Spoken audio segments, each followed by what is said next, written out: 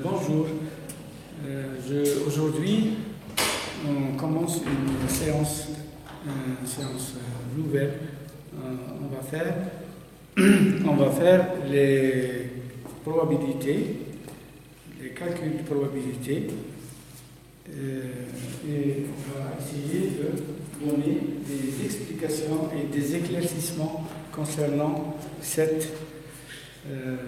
cours qui est un petit peu, c'est vrai que les étudiants ne l'aiment pas beaucoup, mais on va essayer de simplifier et de essayer de donner plus de notions sur ce cours. Donc, les probabilités, on commence par les notions de base des probabilités. On commence par des notions de base, c'est normal. Avant de commencer n'importe quoi, il faut toujours avoir des connaissances de base. Introduction. Donc, l'introduction, on a des chapitres, dénombrement et analyse combinatoire. On commence par le dénombrement. Le dénombrement vient du mot dénombrer, vient du mot nombre. Il a une relation avec un nombre. Donc, dénombrer. Donc, dénombrer, si on peut donner une définition, donc on dit qu'un ensemble, n'importe quel ensemble, est dénombrable, c'est ici on peut le dénombrer, si on peut numéroter ces éléments. Pourquoi? C'est pour pouvoir les compter. Donc on dénombre un ensemble est dénombrable si on peut numéroter ces éléments pour pouvoir les compter. On a les questions de dénombrement. Les questions de dénombrement sont une branche de la mathématique, puisqu'il y a la notion de nombre. Donc, il y a la notion de mathématiques. Donc, les questions de dénombrement ont une branche mathématique qu'on appelle analyse combinatoire. Donc, vous voyez qu'on est en train de l'embrer tout doucement. Dénombrement, on va passer à l'analyse combinatoire. Le dénombrement, c'est une branche mathématique qu'on appelle analyse combinatoire. Très bien. Donc maintenant, on a fait une petite relation entre eux. Donc, le dénombrement, l'analyse combinatoire, c'est quoi? C'est un ensemble de mathématiques qui permettent de déterminer le nombre de tous les résultats possibles d'une expérience particulière. Donc, la connaissance de ces méthodes, de dénombrement, parce que l'analyse, c'est un ensemble de méthodes de dénombrement. Donc, la connaissance des méthodes de dénombrement, elles permettent et indispensable, l'ensemble des méthodes est indispensable au calcul des probabilités. Donc, la connaissance de ces méthodes de dénombrement est indispensable pour le calcul des probabilités. Donc, vous voyez maintenant, on commence dénombrement, analyse combinatoire, et on passe au mot probabilité. Vous voyez qu'il y a un lien. Ce que calcul probabilité qui constitue le fondement de la statistique. Probabilité, comme vous savez, constitue un fondement de la statistique. Donc, on passe maintenant aux différentes méthodes mathématiques ou l'analyse combinatoire. Vous avez trois sortes d'analyse. Vous avez un type arrangement, permutation et combinaison. L'arrangement, on a deux sortes. On a arrangement sans répétition et arrangement avec répétition. Permutation aussi, sans répétition, avec répétition, et les combinaisons, la même chose. On passe pour l'arrangement. On commence par l'arrangement. Donc l'arrangement sans répétition, on montre l'arrangement sans répétition. Arrangement sans répétition, on appelle arrangement sans répétition ou arrangement tout court de P éléments, un arrangement de P éléments, parmi N. N, c'est l'effectif qu'on est en train d'étudier, et P éléments, c'est ce qu'on veut chercher. Exemple, combien peut-on arranger deux pièces de monnaie quand on jette une pièce de monnaie pour voir quel est le élément, c'est-à-dire on a une pile et une face. Donc on a des éléments, ici on a un. On cherche la pile de la pièce. Et ici, on a on a combien de faces? On a deux faces, donc n est égal à 2. n est égal à 2 et ici p est égal à 1. Sans répétition, c'est-à-dire que le p élément ne se répète pas. Il apparaît une fois. La deuxième séance, il n'apparaît pas. Pour la troisième séance, il apparaît un autre élément. Donc, c'est des p éléments qui ne se répètent pas. Et il y a aussi la disposition ordonnée. Ils sont dans un ordre ordonné. Ils sont dans un ordre ordonné. Donc, les caractéristiques de l'arrangement sans répétition, il y a la notion d'ordre. Et vous avez ici n, il est supérieur à p, supérieur ou égal à p. Ça, c'est des caractéristiques de l'arrangement sans répétition. Il y a la notion d'ordre et vous avez n effectif qui est supérieur ou égal à p. Exemple, les lettres A et C. Donc, on peut avoir de P pour P égale à 2. Donc, ici, on a A, B, AB, AC, BC, BA, CA et CB. Voilà. Exemple. La formule pour l'arrangement. La formule pour l'arrangement, on lui donne le signe A. Vous avez ici arrangement de P de N. Arrangement de P de N, qui, dans la formule, il est donné directement N factoriel sur N moins P factoriel. Donc, c'est la formule de l'arrangement A, P de N, N factoriel sur N moins P factoriel. N factoriel, c'est N factoriel, c'est quoi? Exemple, 6 factoriel, c'est 6 fois 5 fois 4 fois 3 fois 2 fois 1. D'accord? Voilà. Donc, on a bien vu l'arrangement sans répétition, on passe à l'arrangement avec répétition.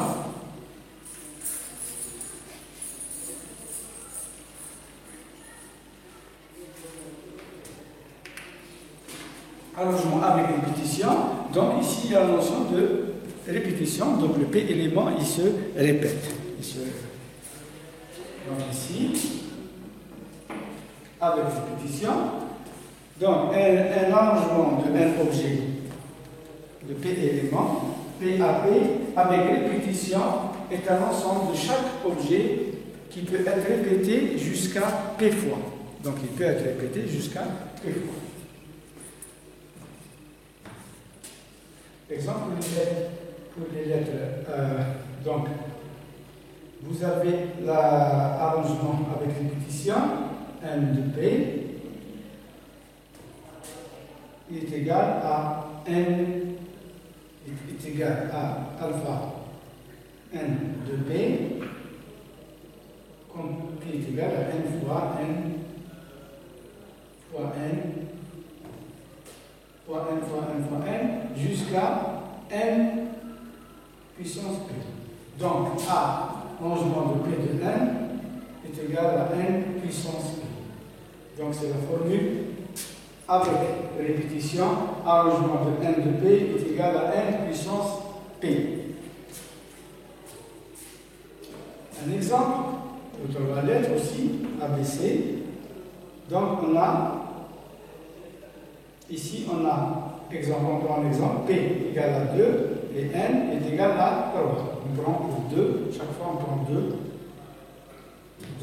Donc les possibilités d'arrangement avec répétition, si on applique cette formule, c'est arrangement 3, 2 est égal à 3 puissance 2, donc c'est 9. Donc on peut avoir 9 arrangements possibles avec répétition. C'est bon? Donc vous voyez que il y a la différence des formules. Bien. Et on passe maintenant à permutation. Permutation, c'est une autre méthode d'analyse combinatoire. Ici, vous avez la même chose, sans répétition avec répétition, sans répétition. Et on commence par le sans répétition. C'est-à-dire, la même chose, il y a le fait élément ne se répète pas. Une seule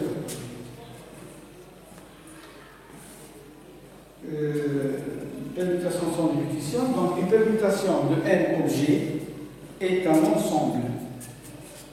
La même chose. Ordonné, il y a la notion d'ordre. Donc, il y a la notion, est un ensemble ordonné de ces n objets. Les permutations de n objets constituent un cas particulier des arrangements, c'est-à-dire où n est égal à P. Ici, n, donc il y a la notion d'ordre, il y a n est égal à P. Ça, c'est pour une permutation sans répétition. Donc il y a la notion d'ordre et le n qui est égal à P. Alors que l'arrangement, le n était supérieur ou égal à P. Donc, combien de façons peut-on permuter des lettres, des pièces de monnaie? Donc, la formule de permutation de n, il est égal à arrangement de n, puisque n est égal à P. On a dit P de n. Donc, arrangement, il devient n, puisque P est égal à n. S'il devient égal à n, donc, vous avez P de n est égal à, si on développe, donc ça va être n factoriel sur n moins n factoriel, et donc ça va vous donner n factoriel. Donc, permutation sans répétition, la formule, c'est P de n est égal à n factoriel. D'accord? C'est égal à n factoriel. P de n factoriel. Ça, c'est la sans répétition. Avec répétition, c'est la même chose, sauf que, ici, le P élément possible qu'on le retrouve dans les expériences. On le retrouve qui est un P élément qui se répète. Si on prend un exemple,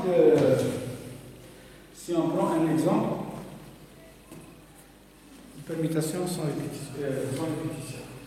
Exemple, en combien de façons différentes peut-on distribuer 10 copies pour 10 étudiants?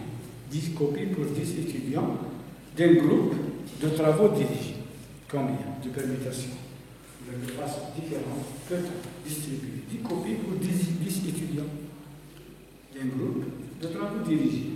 Donc, si on applique donc ici, vous avez la notion, ici, n est égal à P, puisque 10 copies et 10 étudiants. Donc, n est égal à 10 et P est égal à 10. Donc, on est dans un cas de... Et il n'y a pas de notion, on peut donner un étudiant, on peut donner des notes par ordre. Une copie, on peut fonctionner par ordre, puis on commence par le premier, deuxième, troisième. Donc il y a la notion d'ordre. Donc ici, la permutation de n, c'est, qu'est-ce qu'on a dit comme formule? Donc on a dit que c'est 10 factoriel, donc c'est n factoriel, ça veut dire 10 factoriel, qui est égal à 36 000, je crois, 36 2800 manières. Donc on a 362 800 manières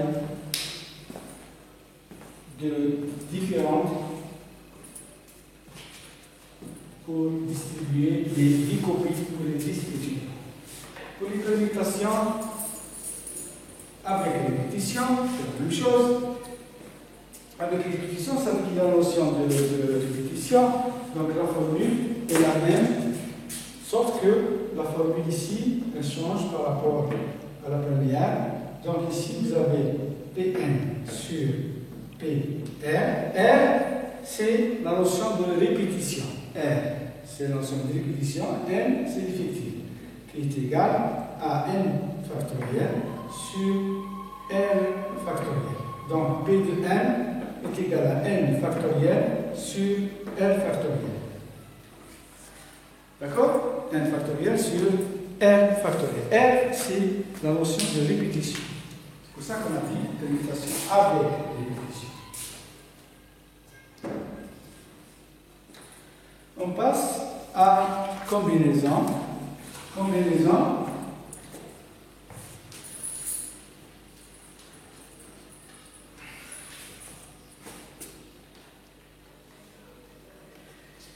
Donc, combinaison, il y a combinaison aussi, il y a sans répétition et avec répétition. Là, les combinaisons sans répétition sont les plus fréquentes. On les trouve plusieurs fois dans les sujets d'examen, dans les cours, dans les pratiques, c'est pour ça qu'on se base surtout sur les combinaisons sans répétition. La notion de combinaison, c'est C. Donc, on a fait passer. Donc, la combinaison, on appelle C combinaison de P éléments. De P éléments. On appelle combinaison de C combinaison de P éléments. P éléments pris parmi n. C'est normal. P éléments pris parmi n, où n il est strictement supérieur à P. N il est strictement supérieur à P. Et ici, vous avez aussi le deuxième critère, c'est qu'il n'y a pas la notion d'ordre. Pas d'ordre. Il n'y a pas la notion d'ordre. C'est aléatoire. Voilà.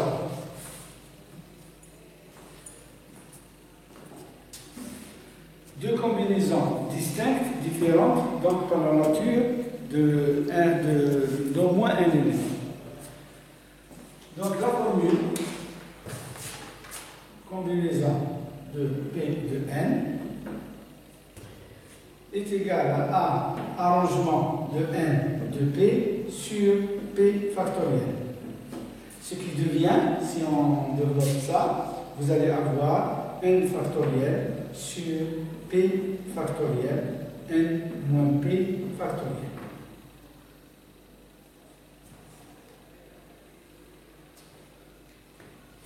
Donc, combinaison de P de n est égale à n factoriel sur P factoriel, n moins P factoriel.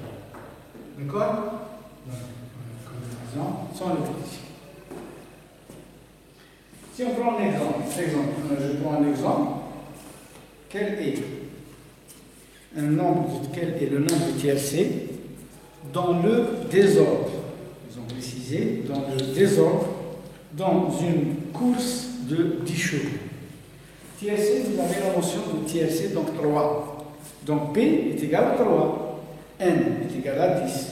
Mais ici, il y a la notion de désordre et N il est supérieur à P. Donc, on applique cette formule. Donc, tous les Na, c'est 3 à 10, puisque 3 c'est tiercé. Si on applique la formule, donc c'est 10 factoriel sur 3 factoriel sur n moins p, ça veut dire c'est 10 moins 3 factoriel, qui est égal à 120. Ici, si vous voulez que je développe, ici c'est 10 fois 9, fois 8, fois 7, fois 7, fois 6. Ici, vous avez 3 factoriel 3 fois 2. Et ici, vous avez 10 moins 3, c'est combien? C'est 7. 7 factoriel. Donc 7 factoriel, si on le développe, donc ça va être la partie qui est le numérateur. Donc on élimine avec ça. Le valeur c'est 10 fois 9 fois 8 sur 6. Ici, on peut simplifier 2 par 10, ça fait 5. Ou la part 8. L'essentiel, vous allez avoir 120 manières. Donc, on va avoir 120 manières. 120 manières de combinaison d'un tiercé pour une course de 10 chevaux. Une course de 10 chevaux. On a donné un exemple. J'ai donné un exemple, c'est juste pour que vous sachiez à peu près. Et ça va être plus facile. Donc, les combinaisons avec répétition, on ne va pas s'attarder.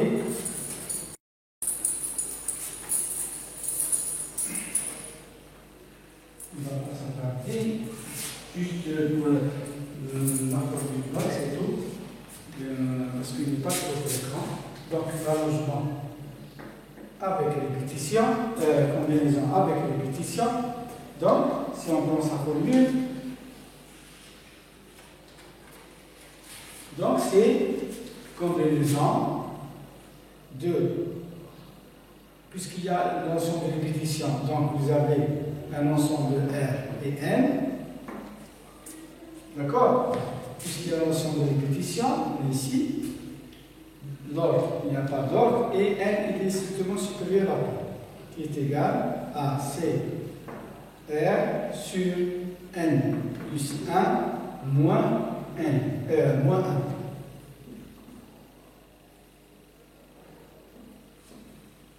Voilà.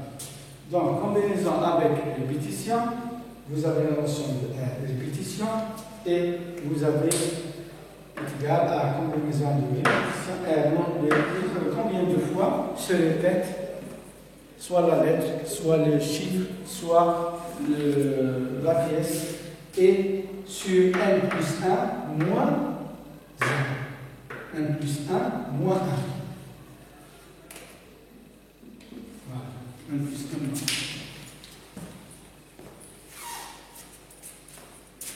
On passe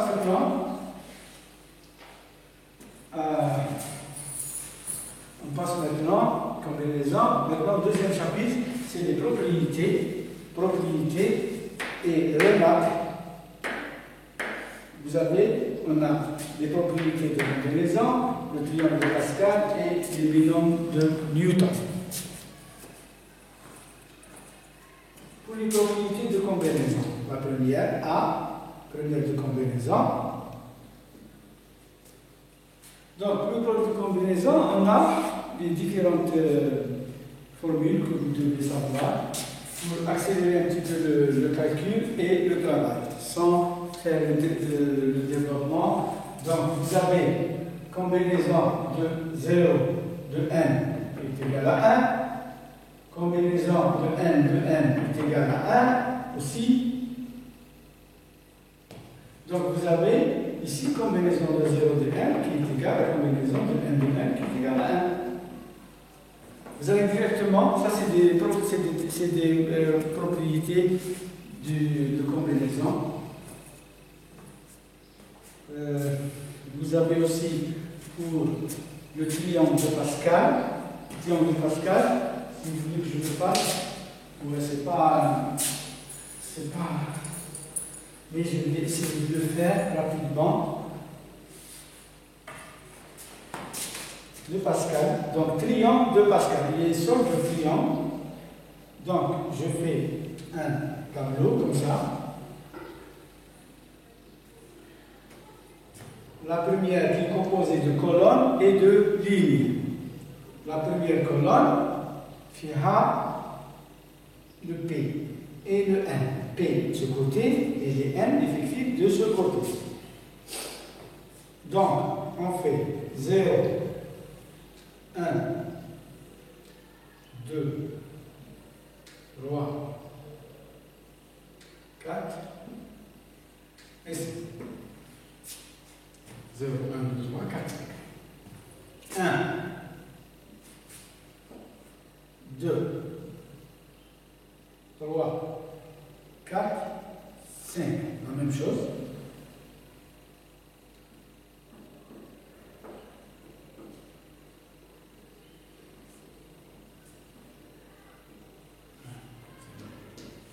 D'accord? On va placer les chiffres qui sont intégrés directement sur le tableau. Donc vous avez 0, 1, 1, 1, 1, 1 et 1. Donc de 0, 1, 1, 1, les 4 lignes, 1. 1, pour la colonne 1, vous avez 1, 1, 2, 3, 4, 1, 2, 3, 4 et 5.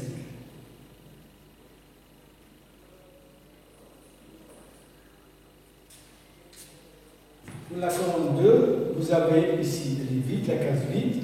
Vous avez ici 1, 3, 6 et 10. Pour la colonne 3, vous avez les deux cases vides et vous avez 1, 4, 10. 1, 4, 10.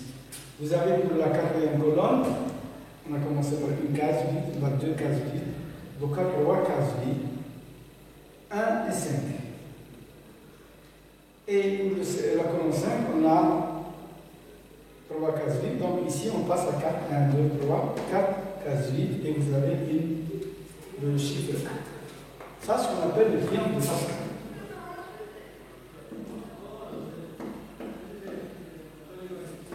Pourquoi on a donné ce triangle de Pascal? C'est pour que ça vous permet de faire sortir les calculs directement de ce triangle. Exemple. On vous demande quelle combinaison de 3, de 4. Combinaison 3 de 4. Au lieu de faire directement le calcul, 4 factoriel, sur 3 factoriel, 4 moins 3 factoriel, vous pouvez l'avoir directement du triangle en P, on a fait 3, P, vous allez voir le chiffre 3, il est là, d'accord? Et le n est égal à 4, vous voyez ici le n, ici, le 4 il est là, et vous avez le chiffre qui correspond au 2, c'est le 4. Donc, ici, c'est 3, 4 est égal à 4 directement. Ça, c'est l'utilité du triangle de Pascal. Pascal, c'est lui qui a doublé ce tableau.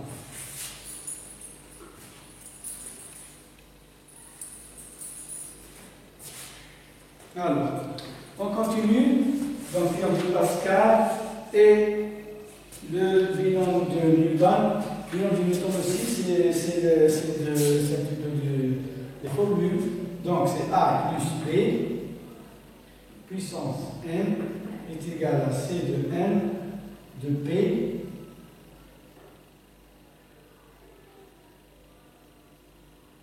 C P de n A n moins B et B puissance P.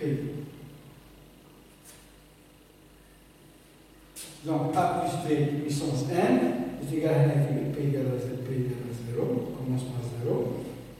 Donc A plus B puissance n, C de n de P 0, combinaison C de P de n que multiplie A puissance n moins B que multiplie B puissance P.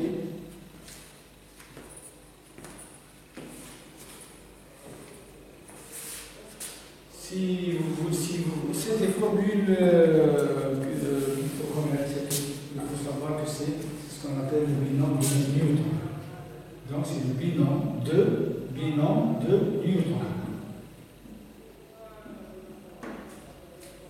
D'accord?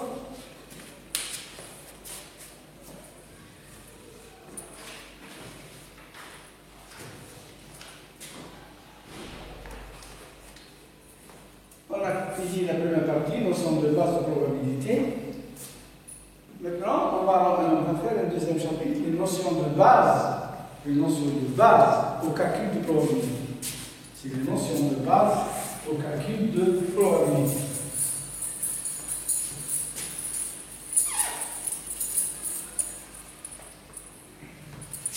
Notion de base de probabilité. Donc ici, on va essayer de rentrer dans le vif du sujet et on va un petit peu parler plus de probabilité. Donc ici, dans les probabilités, vous avez premièrement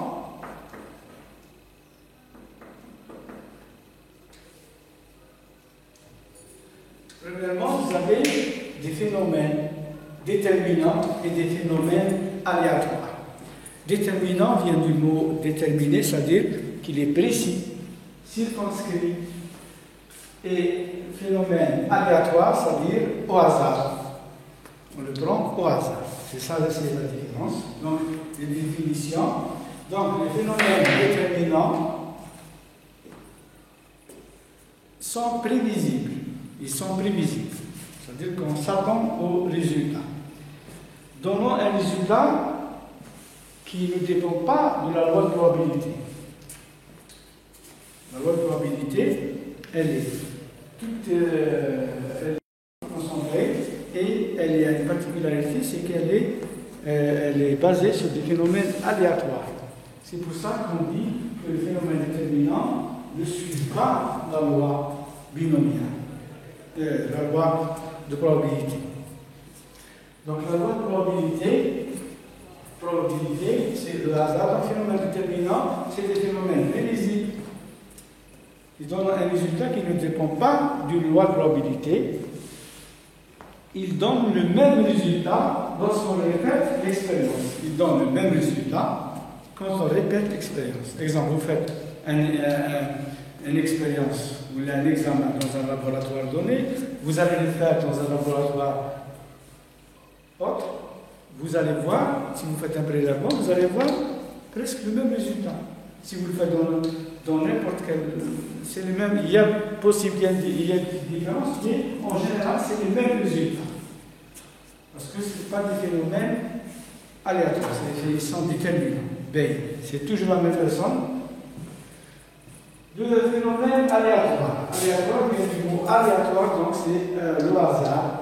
Donc, ils sont dus en partie au hasard. Les phénomènes aléatoires sont dus au hasard. Mais ici, ils suivent les lois de probabilité. Puisque les lois de probabilité, ils se basent sur l'aléatoire, sur le hasard. On fait une expérience au hasard. Donc, la différence qui existe, donc ici, ils sont en partie au hasard et suivent les lois de probabilité. Le résultat, donc, n'est pas prévisible. Le résultat, il est variable. Donc, le résultat est variable. Mais la répartition des résultats, ça veut dire quand on répartit les résultats dans un ensemble X, ensemble Y, ensemble Z, la répartition, elle est prévisible, puisque l'événement qui se déroule dans l'ensemble A, il est identifié à A. Dans le tour B, c'est un autre résultat, mais on connaît d'avance les résultats car la répartition, pas le résultat. Parce que le résultat, on va répartir les résultats.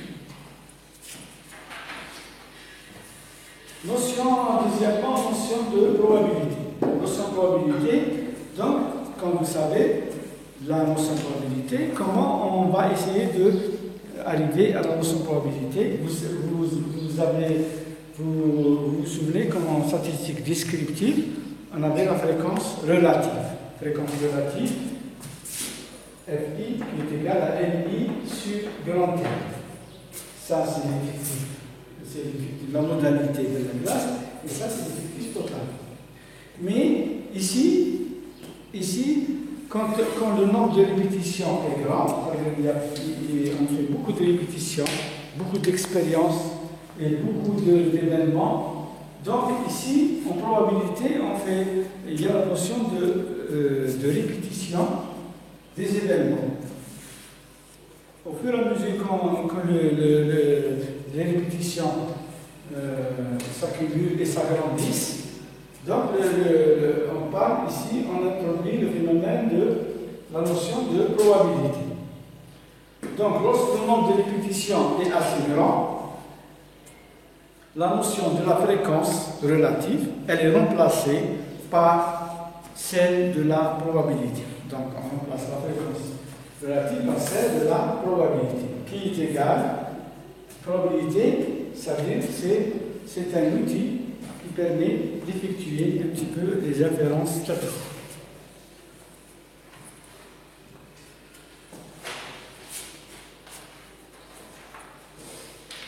Et il faut savoir que la probabilité,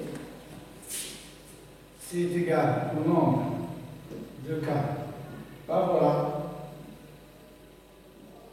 sur le nombre de cas possibles.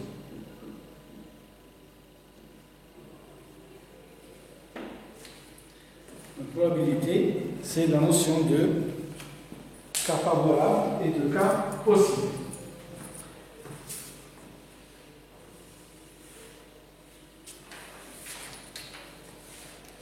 Troisièmement, on passe maintenant à la notion de probabilité. Notion de probabilité et d'épreuve et d'événement. Maintenant, on va donner un petit peu ce que c'est les épreuves. Donc, une épreuve. Ici, une épreuve. Vous avez épreuve et vous avez événement. Et vous avez probabilité. Donc, l'épreuve. L'épreuve, c'est quoi? C'est un ensemble de conditions précises, caractérisant un processus à la suite duquel l'événement est réalisé ou non. Donc, c'est un ensemble de conditions précises caractérisant un processus. C'est l'ensemble des conditions précises concernant un événement ou concernant un processus. C'est concernant un processus. Donc, l'événement, il peut être réalisé ou non. L'épreuve peut être réalisée ou non. L'événement qui peut ou non se réaliser la même chose durant une épreuve. Donc, l'événement, il peut se réaliser ou non durant une épreuve. Probabilité, là, c'est le nombre de cas favorables sur le nombre de cas possibles. Définition de probabilité, nombre de cas favorables, c'est le nombre de cas possibles.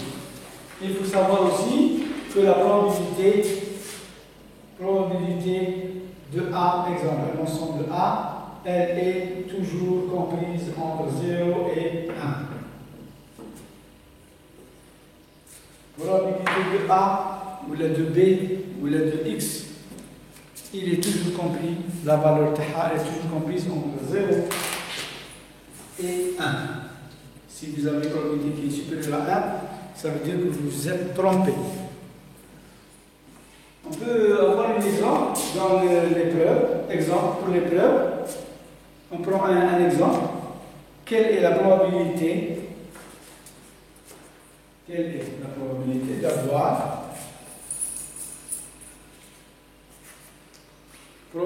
d'avoir une pile d'une pièce de monnaie en lançant une pièce de monnaie bien équilibrée. Ça veut bien équilibrée, ça veut dire qu'elle n'est pas déformée, qu'elle n'est pas fait artificielle, c'est une pièce correcte. Donc, quelle est la probabilité d'avoir un pile quelle est la probabilité d'avoir un pi en lançant une pièce de monnaie bien équilibrée. Donc l'épreuve ici, c'est quoi?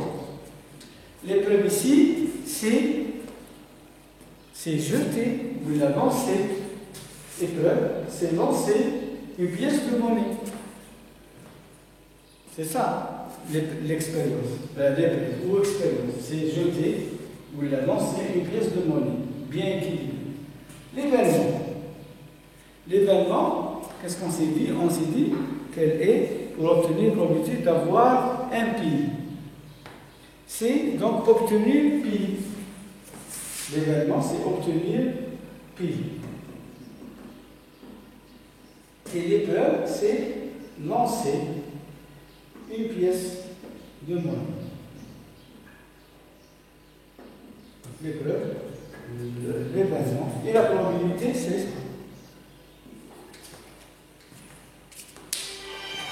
C'est juste pour vous donner un petit peu.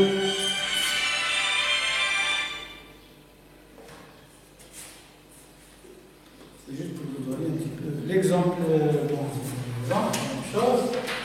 Troisième, cinquièmement, les événements contraires, impossibles et certains.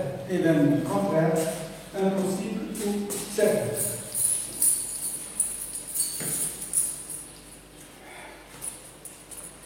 Événements impossibles et certains. Alors,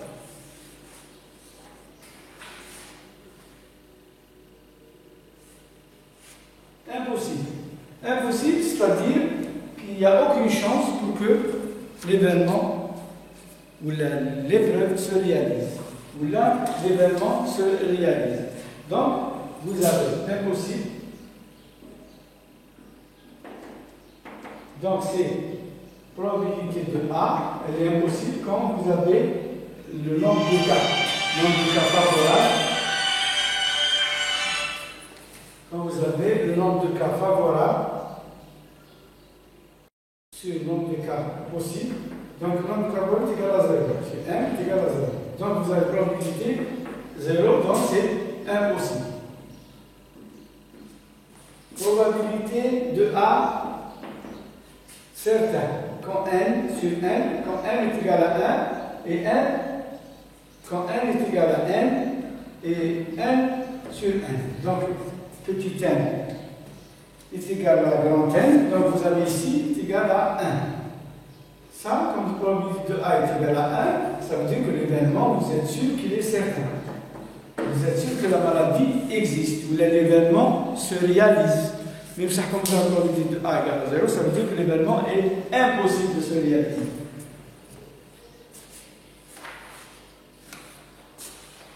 Pour les... Maintenant, on passe au théorème de probabilité totale et composée. Totale. Non, encore impossible, c'est bon. Événement contraire. Pour l'événement contraire, on a oublié l'événement contraire. Donc, événement contraire, c'est quoi? L'événement contraire, lorsque les réalisations de deux événements s'excluent, c'est-à-dire s'éliminent mutuellement, on dit que chacune d'elles est l'événement contraire de l'autre. L'événement contraire de l'autre. Vous avez probabilité de A plus probabilité de A contraire est égal à 1. Donc l'événement contraire de P de A, c'est probabilité de A, comme ça. On la note comme ça. A avec un tiret, et vous avez. Donc ça, c'est la probabilité réelle plus probabilité contraire est égale à 1. Donc probabilité de contraire de A est égale à 1 moins probabilité de A. Logique.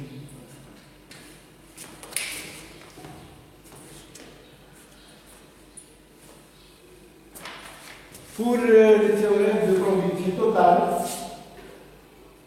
maintenant, total, c'est-à-dire événement, théorème des probabilités totales. Théorème des probabilités totales. Donc, probabilité totale. Donc, vous avez un ensemble comme ça. Vous avez deux sous-ensembles A avec un effectif N1 et B avec un effectif N2. D'accord? Un ensemble de N fait deux sous-ensembles A avec N1 et B avec N2. Donc, ici, vous allez avoir, donc ici, l'événement. Vous pouvez avoir un événement A ou B. Vous ne pouvez pas les avoir, vous calculez la probabilité de A ou probabilité de B. La probabilité de A ou probabilité de B, c'est l'union. Union, qui s'écrit comme ça. Donc, probabilité de A ou B, s'écrit comme ça. Probabilité de A, union B. A, union B, ça veut dire A, probabilité de A ou B, qui est donnée par la formule. Probabilité de A, union B, est égale à probabilité de A plus probabilité de B. Voilà. Ça, c'est la formule. Quand vous avez l'événement, vous avez deux sous-ensembles dans un ensemble N, grand N.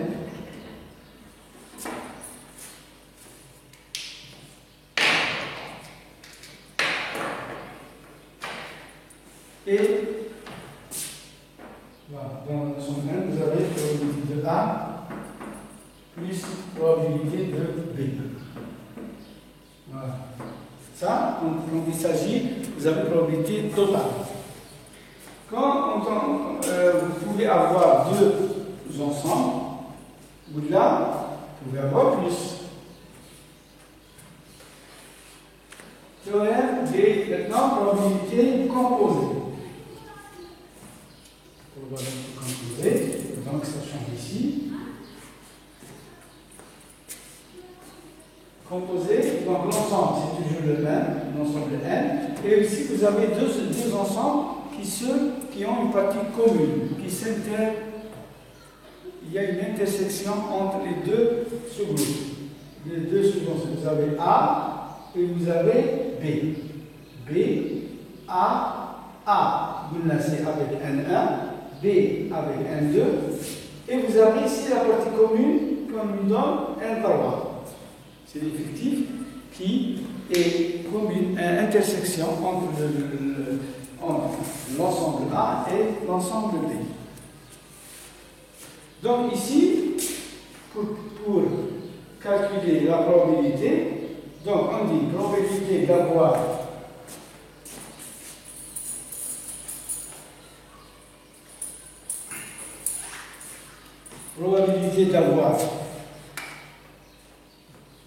ici, puisqu'il y a une partie commune d'intersection, donc on va pas dire A ou B, on va dire A et B. Donc probabilité de A et B, ça s'écrit intersection, c'est l'intersection qui est donnée par la formule probabilité de A union B, puisqu'il y a toujours, on dit inter, c'est interroir, et vous avez toujours A ou B. Donc, probabilité de A union B, qui est égale à probabilité de A plus probabilité de B moins probabilité de B A inter B. Vous savez qu'il y a une relation directe entre l'union et l'intersection. Donc, des fois, on vous donne la probabilité de l'union et on vous dit calculer l'intersection des deux sous-groupes. Quand il s'agit ici, probabilité, on a dit, pas total, mais ici on a dit probabilité composée. C'est pas total, hein? Total, c'est à tout à l'heure. Ou A ou B. Ici, probabilité composée, ils sont composés entre eux. On peut avoir plus de sous-ensembles, comme ça, probabilité de A union B union C, qui est égale à la probabilité de A, si on applique cette formule, hein, plus probabilité de B, plus probabilité de C, moins probabilité de A inter B, moins probabilité de B A inter C, moins probabilité de B inter C, puisqu'il y a le droit, donc A inter B inter C.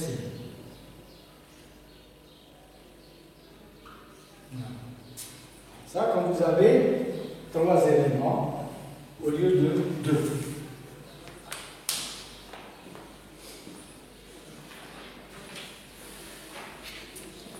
Maintenant, on passe probabilité conditionnelle, c'est-à-dire elle est soumise à condition. Probabilité conditionnelle.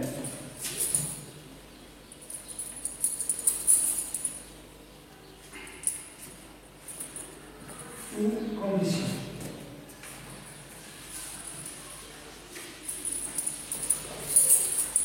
Donc, condition, c'est-à-dire soit A et B, deux événements d'un même univers, tels que probabilité de B différente de 0, on l'appelle probabilité conditionnelle. On appelle probabilité conditionnelle de A sur B. On appelle probabilité conditionnelle de A sur B. La probabilité de A, sachant que B est réalisé. Donc ici, on est dans la probabilité conditionnelle.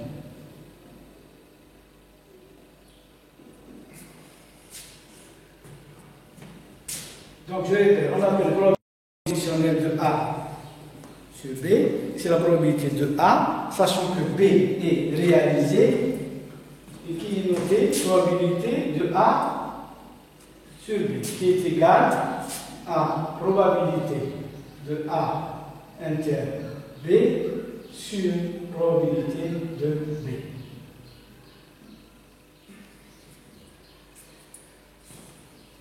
C'est-à-dire la condition que B se réalise. Donc dans la probabilité conditionnelle de A de B, la probabilité de A, sachant que B se réalise. C'est ça la condition. Si on applique l'inverse, probabilité de B sur A, probabilité de B sur A, sachant que A se réalise. C'est ça la condition.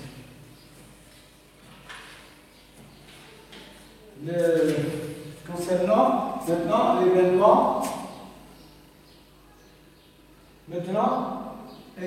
indépendant, vous voyez qu'il y a une notion d'indépendance, c'est-à-dire que les deux événements sont indépendants l'un de l'autre.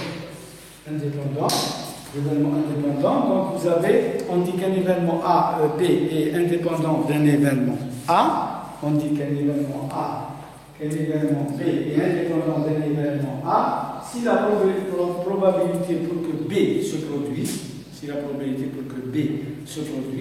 n'est pas influencée par le fait que A soit ou ne soit pas produit. Donc il n'est pas influencé, il est indépendant de l'autre.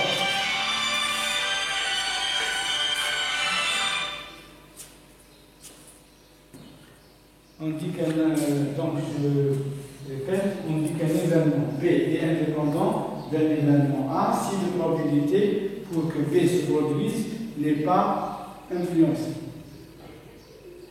par le fait que A soit, ne soit ou ne soit pas produit.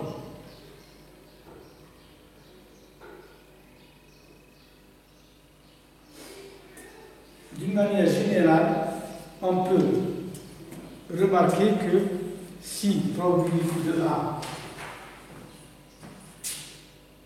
donc pour les événements indépendants, qu'est-ce qu'on a dit? On a dit qu'un événement B est indépendant d'un événement A si la probabilité pour que B se réalise, B se produise, n'est pas influencée par le fait que A soit ou ne soit pas produit. D'une manière générale, donc, probabilité de A inter B est égale à la probabilité de A multiplié probabilité de B.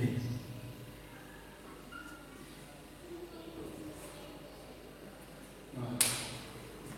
Donc quand vous avez la notion d'indépendance, vous avez cette formule de A, probabilité d'un événement B indépendant d'un événement A, si nous sachons que l'événement A ne soit ou ne soit pas produit.